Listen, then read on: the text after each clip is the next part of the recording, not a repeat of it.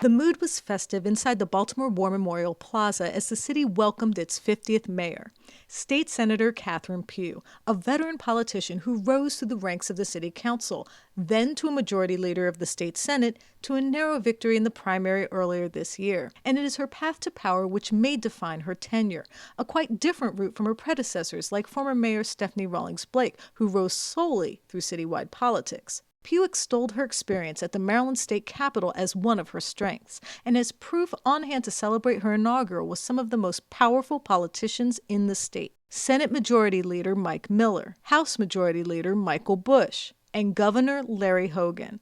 And I could not be more confident that under her leadership, and with a renewed partnership between the governor's office in Annapolis and the leadership in the city of Baltimore, that by working together, we truly can change Baltimore and Maryland for the better. Further burnishing her statewide connections was her recent announcement of the appointment of former Baltimore County Executive Jim Smith to a strategic partnership and cabinet post. In an interview earlier this year with The Real News, Pugh says her statewide approach is the only way to solve the city's intractable problems. And we know that we have a high unemployment rate in this city. We know we have a drug addiction problem in this city, but we also know that many of the problems that this city faces just don't lie at the doorsteps of Baltimore City itself.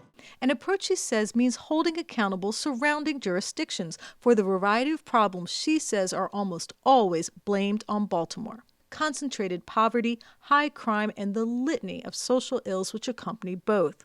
And when you think about, for example, Baltimore now, as I call it, the drug treatment center for the state of Maryland, we have more drug treatment centers here than any other jurisdiction in the state.